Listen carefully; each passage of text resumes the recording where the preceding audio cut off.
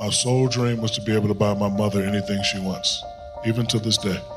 That's why I work hard, right? So when I'm playing, I'm on that court, you can't outplay me, because if you are, you're taking my mother's house away. And I can't have that. So I will damn near kill you. Powerful. I will damn near kill you before I let you take my mother's house away. So when I'm inside those lines, unbelievable. When I'm inside those lines, it's nothing anybody can do. But luckily, I have a TV, right? And every Saturday, karate movies would come on. And they're all the same, but basically, at some point, the student must kill the master to become the master. So if I'm coming in and you got this guy's Patrick Ewing, who's the master, okay, Patrick Ewing, here comes Shaq Fu. You got Barkley, who's supposed to be the master. I'm trying to get all these guys because I want their spot. I want what they have. So, I always tell people I live a Karate Kid sort of life. Everything that I went through has prepared me for now. I have 3 daughters and I have 3 sons. 3 sons. When you're 18, get out. Get out. Now, while you're out, better get 1 degree, 2 degrees before you come messing with me. I'm not just gonna be funding stuff because you wanna do it. I did to them like somebody did to me. When they turned 18, I went to the bank because I spent $1 million in one day, and the guy gave me a book, The Dummy's Guide to Starting Your Own Business. I gave them all the same book.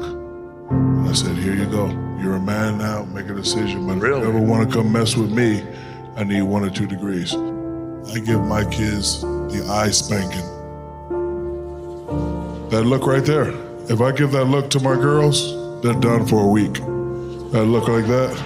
If I give that look to my boys, they know I'm not playing. Never had to spank them, never had to touch them up. But I'm more of the friend, parent. Let the moms do the discipline, and I'm more of the, hey, you can't do this, don't do that. And because remember, I'm already not with them because I'm working out, and I'm not with them because I'm in business meetings. I'm not with them because I'm over here buying companies. I'm not with them because I'm doing this. I can't come home and be the bad guy all the time. What step would you go through for yourself to say, here's how to be extremely having an edge in an industry? What would you say to the audience here?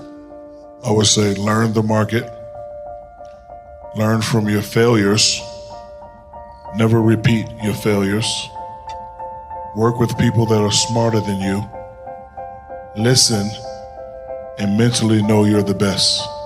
If you mentally know you're the best, no one can compete with you. Comes down to a team, when it comes down to development of a team, what matters the most?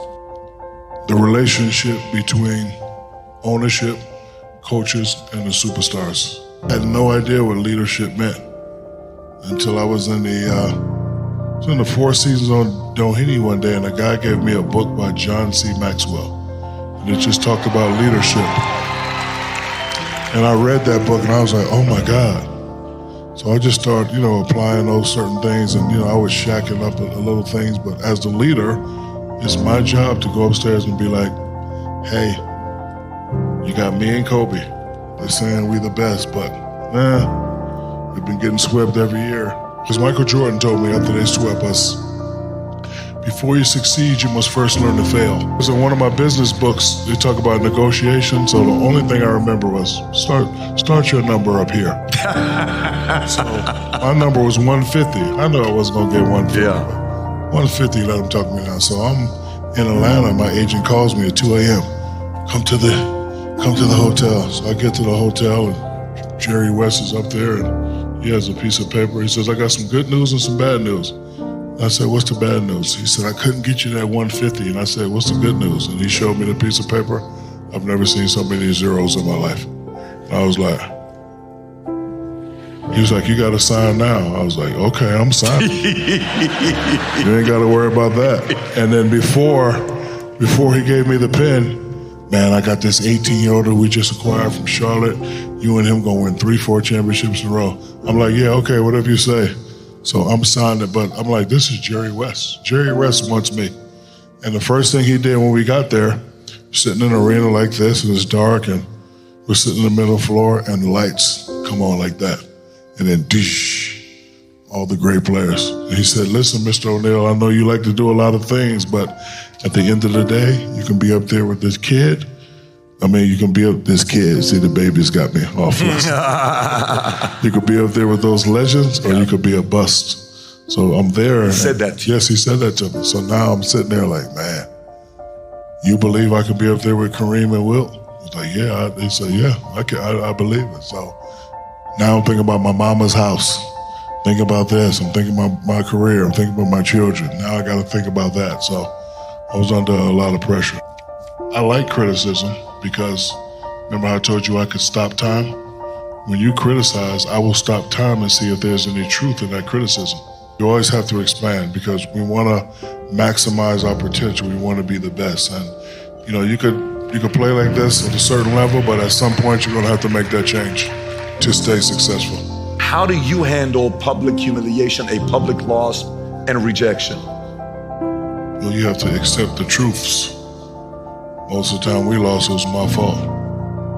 I accept it like a man. I don't run from it, I don't hide from it. I know what I had to do to make sure we got to the next level.